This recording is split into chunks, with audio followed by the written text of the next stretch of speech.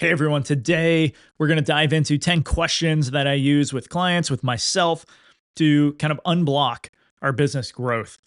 These are questions that I've collected from everywhere, from podcasts, from books, from anywhere you can possibly imagine as I consume. And I wanted to take an episode to share them with you. And so that is what we're going to dive into today. No one was asking for another community, but I've made one anyway. So what's different? The dynamic agency community is designed around access rather than content. Access to peers who've done it before. Access to experts who've designed solutions. Access to resources that have been battle tested. And right now, the price for founding members is only $97 a year. Join today so your agency has immediate access to everything you need to grow. You can join at dynamicagency.community. And now, 10 questions that can unblock your agency. It's easier than ever to start an agency, but it's only getting harder to stand out and keep it alive. Join me as we explore the strategies agencies are using today to secure a better tomorrow. This is Agency Forward. There's a quote from someone that says, if you want better answers, you need to ask better questions. And I took that to heart years ago and started collecting all of the different questions that I thought were helpful in whatever way in order to help me with that through life, through business, through any challenges that I was facing. If I find it somewhere, I'd add it to this list. So now I have this running list of questions. And over the past probably a couple months, I found myself coming back to a handful of questions for myself, for my clients, and I wanted to share that list because I think it would be helpful for everyone to just kind of go through these, right? It doesn't hurt to take 20 minutes while on a walk or while you're brushing your teeth in the morning. Hopefully you're brushing your teeth to just pick one of these questions and go through it. Start that thinking. You can also take whatever question and run it into ChatGPT and have a conversation with it, right? Give it the instructions of, hey, this is the question I want to ask. Do not repeat this summary back to me. And for every response, just ask me the next question to get me to think deeper, and then turn on the voice mode and just go. You'd be surprised that how deep you can go on some of these questions and what you can learn for your business. So another potential tactic, I guess, before we dive in here is every week I choose a different question that I want to almost make the theme for the week. I have a calendar event on my Sundays, and I will just update the description there. So at any point during the week, if I forget what the question is, or I need to go back and look, I can just open that up. And that question, anytime I have an opportunity to bring it up, I will ask myself about it like throughout the day. And so as we go through some of these questions, you'll see how that could work. But yeah, I guess without further ado, let's just dive in here. So the first question that I ask is, what do I want to learn from this? I think too frequently we just jump into execution without really understanding the purpose behind what we're doing.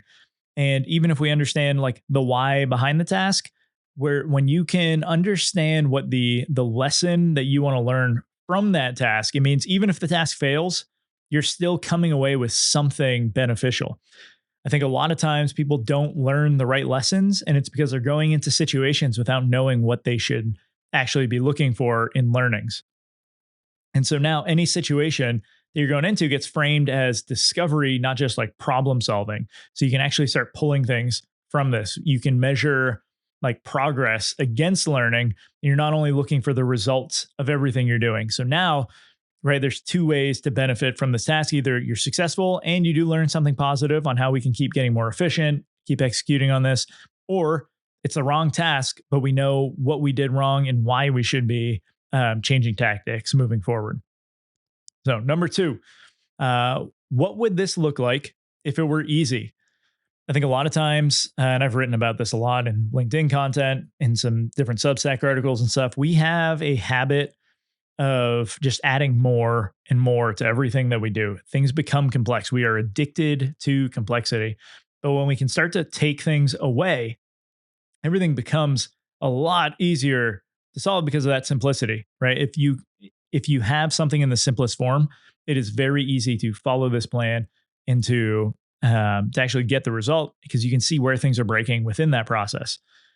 Um, so what we are looking at here, right? What would this look like if it were easy? We're asking that because a lot of times we are over engineering solutions. We're throwing all these different things in to make sure something works, when in reality, the going back to like the Pareto principle, right? The 20% solution would actually get us 80% of the results here. And so you have to figure out, within this question, it's like, what is that 20%? What is that first domino that if we just knock this down, everything else becomes much easier? What I like about this is that it also creates a bias towards action and not perfection. You'll spend less time planning and more time just doing, because most things that are easy don't require a ton of planning. You can just go execute. And then I guess through this, there's a lot of times you can identify like some MVP version. You'll find some version of what you're doing that it's the simplest version. You're like, oh, I could have launched with this. And if you can get in the habit of launching with that and then tweaking over time, you're going to find that you can get much faster results. Usually they're better results too. Number 3, if I had unlimited resources, how would I solve this problem? There is an artificial constraint that like limits creativity that we need to remove as we go through work. Okay. When you can remove some of those constraints, you start to surface this like ideal state for the solution. Like, what are we really after with this? Because like right now, as you're thinking through this, right, you're processing every single constraint that you have that's going to stop you from achieving stuff. But in a lot of ways, those things aren't constraints. All right. And sometimes, well, let's get into a little sidebar here. You have enabling constraints and governing constraints, which both can be positive, right? A governing constraint is like lines on a road. If everybody follows those lines and stays on their side, everybody gets where they're going faster. That's a governing constraint. Enabling constraints are things that actually get you to think more creatively so that you can, get a better result. So you might actually add a budget constraint or a timing constraint just to say, hey, if we had to do this faster, what would this look like? And you start thinking differently. But a lot of times we're actually using like resources to our detriment, because we're going through and just showing up in whatever question we're asking, whatever situation we need to solve. And we're applying those limited resources to say we cannot do these things. When in reality, if you know what resources, right, and you know where those resources will matter most within whatever you're trying to get done, you can go find the people who have those resources in abundance, right? This is the whole like joint venture kind of program. If you are struggling with capital, go find someone else who only has money and doesn't want to commit some time. Right. And now you can find a way to do something together. If you have someone with an audience, but they don't have a great offer to sell, you go start that joint venture with them in order to make this happen. And it doesn't have to be a joint venture in the like whole, hey, we're going to start a company together and you're going to like document or create this whole business. It could just be a simple engagement where you both find a situation where you're going to win, and then you're good, right? Positive sum games are the way to go. So let's see. Number 4. What would have to be true for this to happen in half the time? I like running this question whenever I just have any goal that I'm setting. So like it could be an annual goal for revenue. It could be, number of leads. It could be any type of goal. Just asking after I've said everything, like what would have to be true for this to happen in half the time? Sometimes it just means doubling down on one area of the business, right? Well, if I had twice as many leads, then I would be able to essentially close as many deals, which leads to twice as much revenue. So how can I just influence that? Now, what I love about thinking this way is that it doesn't mean you're going to try doing this in half the time. What it means is that you're guaranteeing that you can hit this at the full time. Now, obviously, if we can achieve our goals faster, that's great. Like, there's no reason not to want that, I guess. I can't think of a good one right now. But if we could do it in half the time, it also means that we could probably definitely do it. Like we have more certainty that we're going to be able to accomplish this in the long run. And so it really helps actually make this happen. There's a book, Dr. Ben Hardy, 10x is what, faster than 2x is better than 2x. I'll have to go look that one up after. But the idea is if you're looking to make huge reaches on your goals, you have to think like completely outside the box. You have to find all these different ways you could do it. Where if you were just going to 2x any of your targets, you could just be kind of working, doing some of the same things and doubling down. But those same things you're doing to double down and achieve a little more probably aren't the same things that'll get you to 10x. So you got to find like this very specific task to 10x your business. And so, this question, right? What would have to be true for this to happen in half the time does the same thing to what you're thinking. Like you can't just always do more, because if you could just do more, you probably would be doing it. So there has to be something different that you could do. And so I love that out of the box thinking that where we shift from like incremental progress to something more exponential. But okay, number 5, what does my gut tell me and why might it be wrong? I was actually listening to a podcast this morning, so that's why this one made it on the list, because it was one of those questions that I ask myself all the time, but it came back up because this was like an intuition expert, I guess, like someone who just knows when to trust her gut. But I think what they failed to bring up in the podcast was that trusting your gut is like understanding that there is like you're recognizing patterns from past experiences. And like that's what we're aiming for within our agency space, right? We want to, if you have one audience and you're solving one problem with one solution, you get a lot of reps doing this one thing. And so you're able to spot those patterns really fast.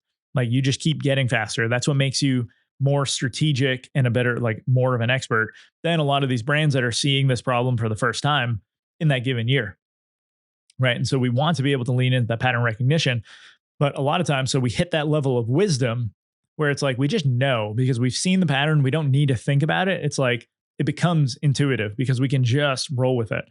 And I think the development of that pattern recognition often comes out. And so a lot of times when we say like, what does my gut tell me?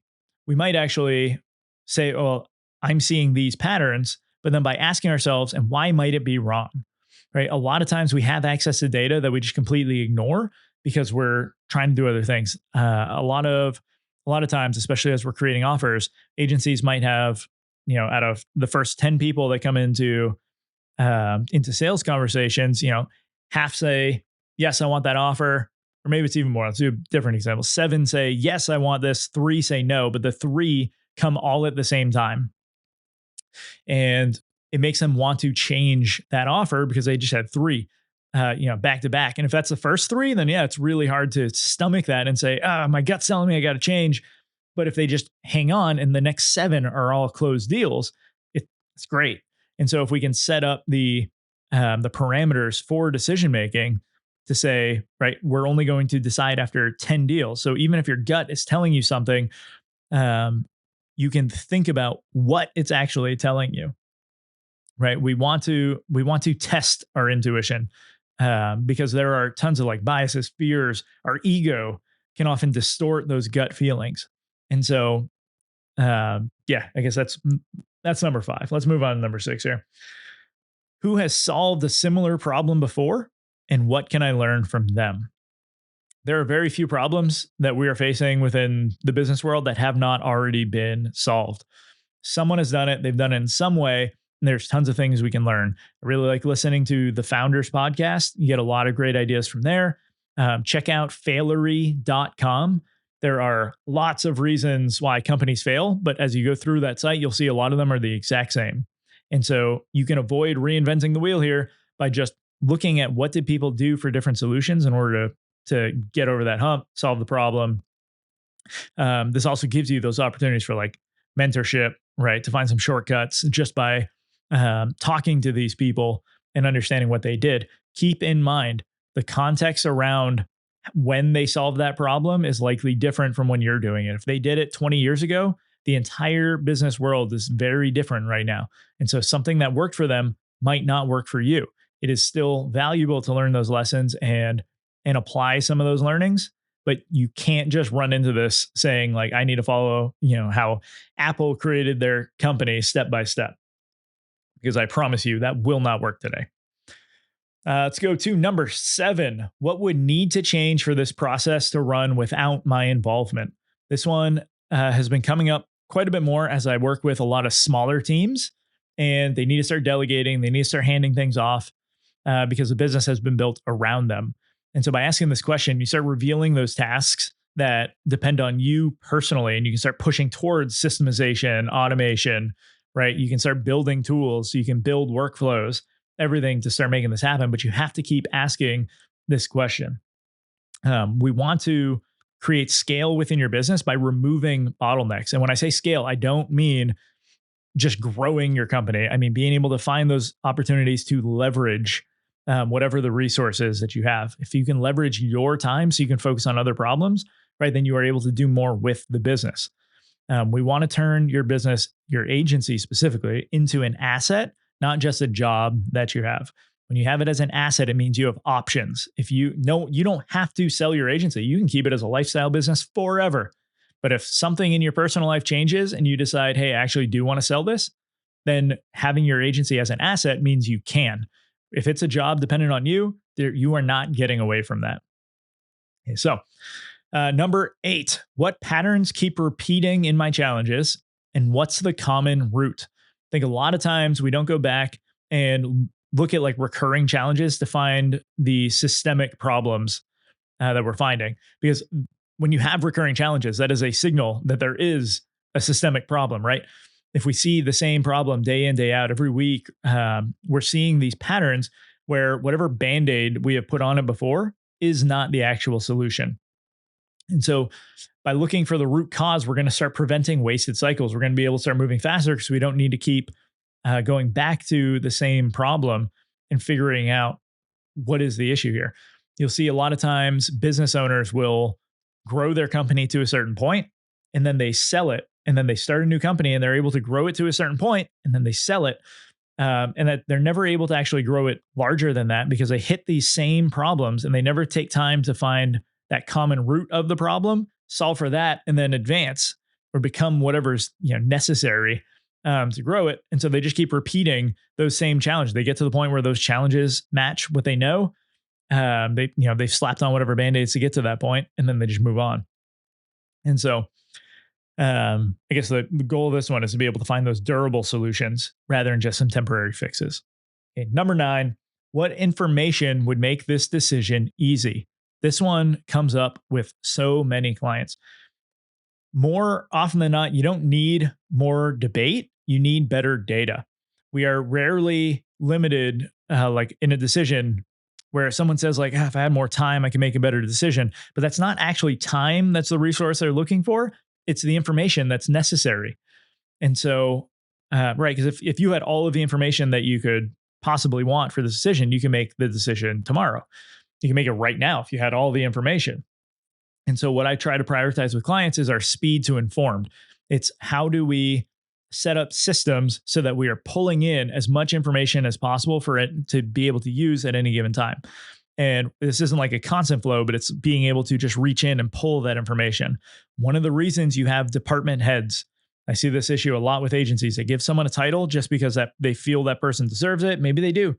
But a lot of times that person just starts running whatever department, but they don't realize that there's also this upwards, like I need to be presenting to, the agency founder, CEO, that like whatever information I have so that they don't have to come down to me to see all of this, right? If you have a head of operations or a COO within your agency, they should be able to feed you any operational data when you have to make a decision. So when you sit down at a table and say, all right, I got to decide, for X, the COO, your CFO, like whether these heads of finance, right? Whatever you want to give them for titles, they should be showing up with the right information so that you don't have to go search for it. They just provide it to you because they are fully like focused on that one area of the business. And so now they can bring all of that data up to you. You should also have dashboards. You should have any like summary updates. You should have weekly meetings just to collect whatever information they're tracking across the board. But you want to have your like data sources to be able to do this, because that is really the only way you can transform like this uncertainty you have in making the decision into clarity so you can make it. Okay, last question is, what value am I creating that I'm not currently capturing? Especially in the agency where a lot of times we're doing things for our clients, we're thinking through problems, we're being strategic in ways that we're not actually capturing this value in any way. And I don't necessarily mean you're not charging for it. Like, yes, you could charge for some of these other things that you're doing, but also getting a testimonial, making sure the client knows that you're doing these things and they see it so that you can expand that relationship either through time or potentially through more revenue. There's a bunch of different ways, but we're often just not seeing all the different ways we're creating value, that we're bringing it to whatever our engagements are. You could package this into new offers, right? New products, upsells. You could also just build this entire testimonial, like reputation engine to keep feeding your lead gen by people saying all these nice things about you and how you're helping them in all these ways that weren't necessarily obvious at first. And so, with this, we're just really, how do we capture that value to make sure that we're not leaving anything on the table? So, okay, 10 questions for you.